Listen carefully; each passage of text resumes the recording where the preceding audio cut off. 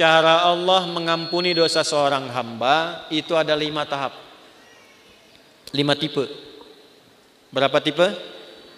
5. Sudah. 1, dengan memaafkan kesalahan itu. Sifat Allah yang memaafkan kesalahan hamba disebut al-afwu. Ya. Misal subuh tadi jam berapa? Kumaha ieu teh? 4:35. Terus ada orang yang sholat subuhnya jam 5:34. Waktu subuh 4:35, sholat subuh 5:3. Salah tidak? Salah. Dosa tidak? Belum tentu. Kalau memang bangunnya kesiangan. Tuh. Dan memang tidak niat bangun kesiangan. Ada yang niatnya bangun kesiangan, malamnya begadang, nonton bola, menang, menangis, ya. Jagoan kalah, bangun kesiangan. Nah, dia bangunnya terlambat, salah, karena tidak tepat waktu, tapi belum tentu dosa. Maka dimaafkan oleh Allah kesalahan itu, ditunaikanlah sholat tepat saat bangunnya. Ya. Jadi kalau Anda terlalu lelah dengan beban kehidupan, kemudian tertidur cukup dalam, ya, lalu bangun tiba-tiba jam 8, walaupun keterlaluan sebetulnya. Bangun, ingat sholat. Nah, sholatlah saat bangunnya. Jadi jam subuh Anda itu pindah saat bangunnya.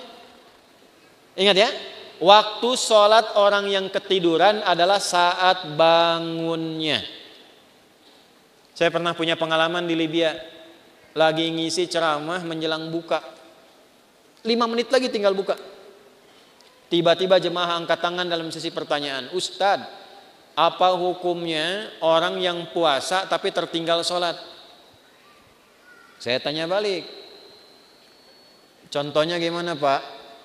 Tadi saya subuh bangun kesiangan. Saya menilai bahwa sholat subuh saya sudah lewat. Jadi karena menyimpulkan sudah lewat waktu subuhnya, kehilangan waktu sholat.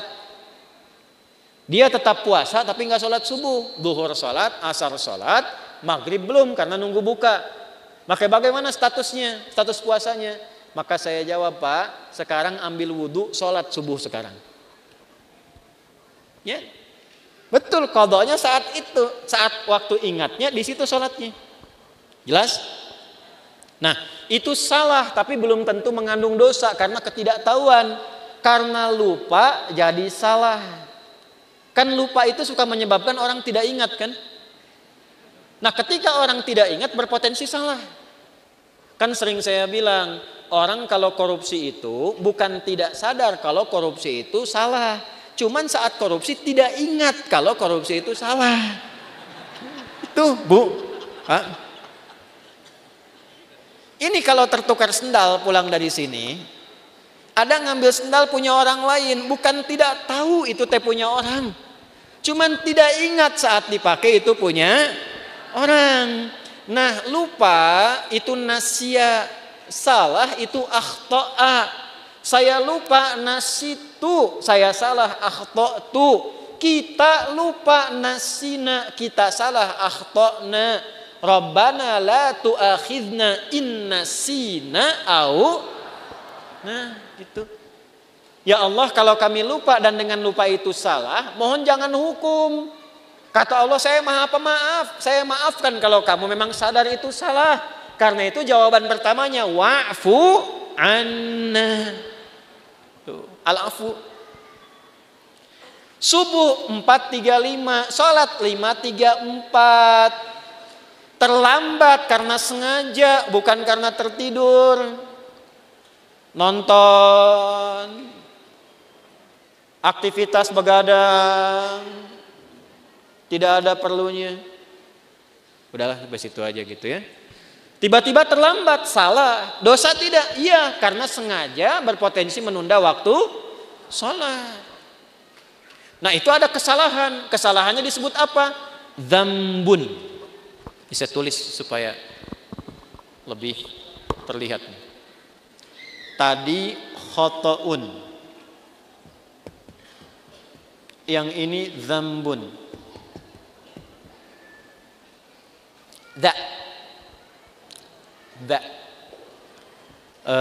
Kapan-kapan nanti saya mungkin rilis video pengajaran untuk spelling huruf hijaiyah tuh di 17 tempat. Itu diantara manfaatnya, itu bisa mengeluarkan semua potensi suara dalam tubuh. Bukan hanya untuk baca Al-Quran. Jadi kalau kita bisa mengeksplorasi itu belajar bahasa apapun bisa cepat untuk kita kuasai. Karena semua sumber suara keluar. Misal yang dari sini A, H itu di sini. Ketika ke sini H, ketika ke sini kho, kan? Sampai dha itu dha di sini, dha. Sampai ketemu ba, gampang, matiin aja hurufnya. Ab, at. Nah, itu sumber suaranya. As, az, ab. Ya, harokatnya cuma 3. Namanya ayu. Kalau enggak a, i atau u. Ab. Kasihkan a, ba, kan? Ciluk. Nah, kan? Dikebawahin bi, dibesarin u. Nah, ini pakai dha, dzambun. Dzambun itu, maaf, salah yang mengandung unsur dosa. Sengaja menunda sholat, terlambat, dzambun. Allah tidak ingin hambanya pulang ke akhirat bawa dosa. Maka diturunkanlah sifat yang kedua, namanya ghafir. Apa namanya? Ghafir. Ada surah ke-40, surah Ghafir.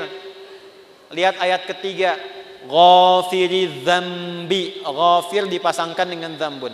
Ghafiri dzambi wa qabilit taubi. Ini ghafir. Ini al-afu. Sudah terlambat, ngajak orang lain terlambat. Yuk nonton dulu, udah sholat nomor 2, nonton nomor 1. Maka berubah namanya dari dzambun jadi dzunubun. Jamak. Dzambun, dzunubun.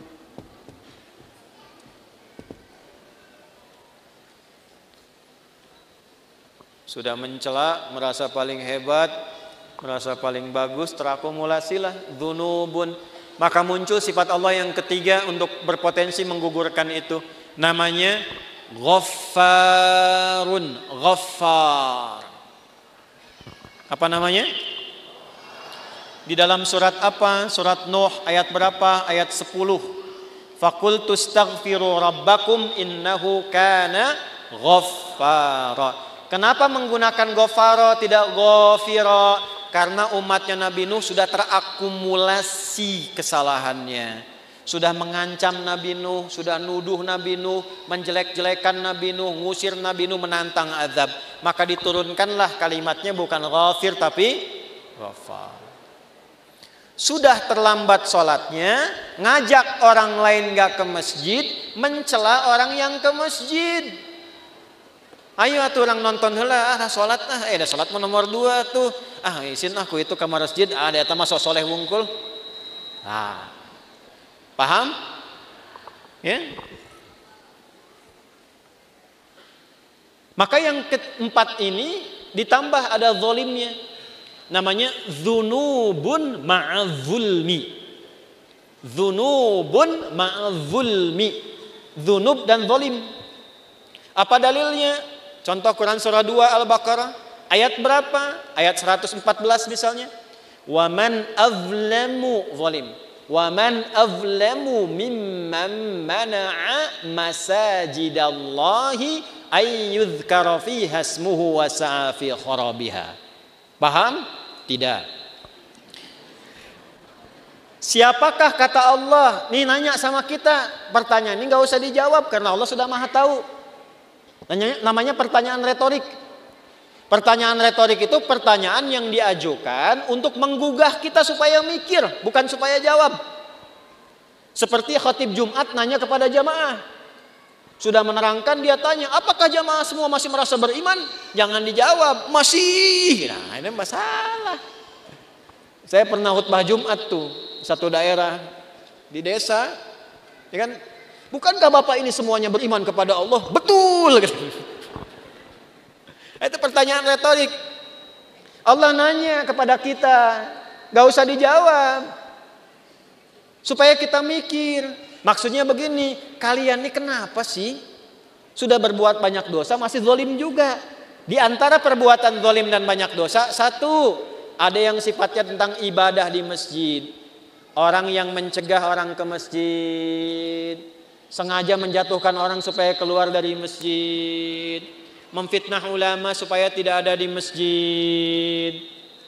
Tuh, itu namanya dosa akumulatif plus perbuatan zalim. Syirik, inna syirka la zulmun azim. Syirik masuk kategori ini nih. Syirik itu zalim. Ya. Hati-hati ya, yang kecil yang besar sama saja. 7 dosa besar nomor satunya syirik. Baik langsung atau menggunakan perantara. Langsung mengatakan semua agama sama, menuju pada Tuhan yang sama, cuma caranya beda-beda. Itu syirik lisan. Silakan, saya kalau masalah akidah tegas saya. Menggunakan perantara, pakai dukun, saya langsung saja nih, saya nggak perlu minta maaf. Ya, pakai dukun, menggunakan jasa dukun, menerawang air tuh, kira-kira malaikat ngatur apa enggak nih? Gimana supaya enggak hujan? Bawa panci, bawa apa, tokotok segala rupa itu. Kita itu umat yang sudah diatur dengan syariat, doanya ada. Mau kita minta hujan berhenti, mau dipindahin, mau hujan sudah ada. Lengkap, sanadnya sahih. Minta hujan bahkan ada sholatnya istisqa. Mindahin hujan ada, dalilnya di hadis Muslim ada, caranya ada. Semua sudah diatur. Bahkan secara teknologi bisa dilakukan juga, ada rekayasanya juga ada. Nah, ketika menggunakan jasa-jasa, jasa lah gitu, ya, yang tidak diridhai dan ada dosanya, nah ini zalim perbuatannya. Tapi Allah tidak menginginkan dosa itu terbawa sampai meninggal. Itulah rahmannya Allah. Jadi Anda bayangkan Pak, Ibu, Allah saja pada orang yang syirik masih memberikan waktu sampai meninggal supaya tobat dengan rahmatnya. Masa anak Anda yang berbuat sesuatu yang mungkin Anda merasa melecehkan orang tua, Anda memvonis dengan durhaka dan dia mau memperbaiki itu, Anda tidak terima. Allah masih terima. Anda bukan Tuhan, sudah tidak mengakui sebagai anak.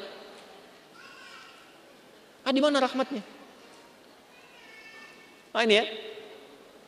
Coba nanti di ujungnya indah sekali. Maka yang keempat namanya Ghafurun. Apa namanya? Ghafur. Ghafur. Pak Ghafur, nggak boleh cepat marah tuh.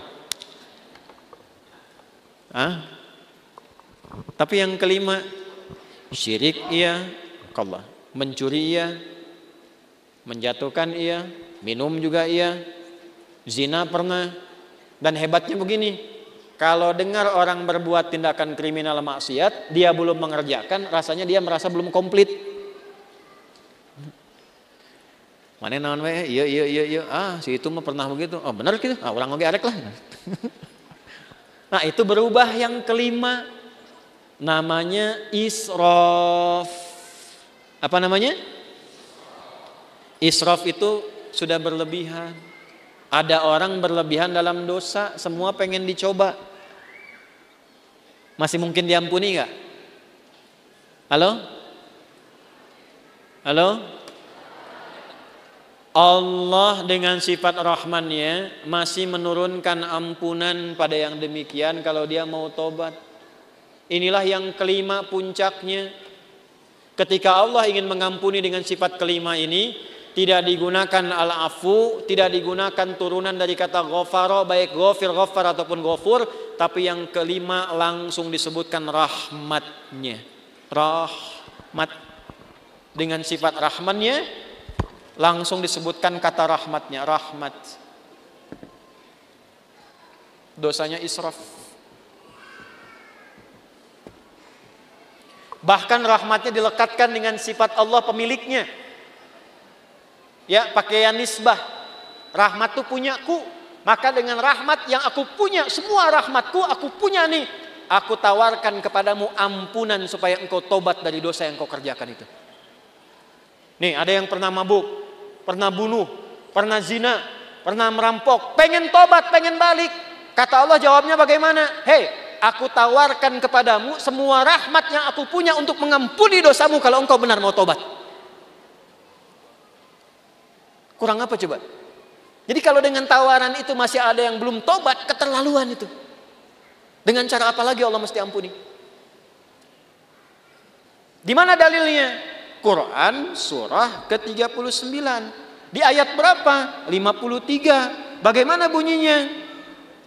Qul ya ibadiyalladzina asrafu ala anfusihim la taqnatu mir rahmatillah. Sandarkan pada Allah. Wasi'at rahmati kulla syai'. Rahmat ketemu yang mutakallim. Rahmatku mencakup semuanya.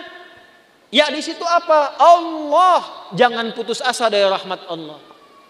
Kenapa tidak langsung menggunakan rahmati? Karena kalau banyak dosa, biasanya nggak kenal Allah, walaupun mengaku Muslim. Itu. Maka nama Allahnya dikenalkan lagi, supaya kenal lagi. Ya. Contoh nih, ada orang sudah terakumulasi dosanya, profesional lah di bidang dosa, mabuk, nipu, ngerampok segala rupa kan. Terus Anda ingatkan, ya itulah orang bertakwa kepada Allah. Nah, pasti jawabnya gini, atau mau Allah lah gitu. Jangan bawa Tuhan gitu ya. Nah, karena belum kenal Tuhan, dikenalkan lagi la taqnatu mir rahmatillah. Dan hebatnya masih diaku hamba, Pak. Kul ya Muhammad, katakan ya ibadi, hei hambaku, masih diaku hamba. Coba ya, ini jangan anak Anda lah, anak umum aja. Ada ibu dan ayah, anaknya begitu durhaka, buruk terhadap citra keluarga. Di luar sudah merampok, sudah membunuh, sudah berzina, merusak nama keluarga. Tiba-tiba pulang ke rumah pengen minta maaf sama bapak dan ibu, diterima nggak? Ayo. Saya tanya nih, kalau bapak ibu mau terima, pertama ketemu senyum atau kecut? Tuh. Marah atau tenang? Tuh. Non sia ka dieu. Tuh, coba. Nah, inilah pentingnya kita ngaji begini. Ini anak datang pengen taubat, wasilahnya orang tua pengen minta maaf. Allah yang pencipta kita mengatakan, Qul ya ibadi, pakai kata iba, hambaku. Pakai ya disebutkan 360 kali dalam Al-Quran. Fungsinya 3 di ilmu nahwu. Nidaul qarib, nidaul mutawassit, nidaul ba'id. Memanggil yang dekat, yang menengah, yang jauh. Hei ahli maksiat, dimanapun berada, semua jangkauan. Yang telah menyimpulkan mungkin Allah nggak akan ampuni dosaku. Salah kesimpulannya, kata Allah, hambaku sini, jangan putus asa dari rahmatku. Setelah Allah berikan rahmat, teruskan ayatnya, innallaha yaghfirudz dzunuba jami'a. Semua dosa yang pernah engkau kerjakan, kalau benar tobatmu, aku ampuni sekarang semuanya.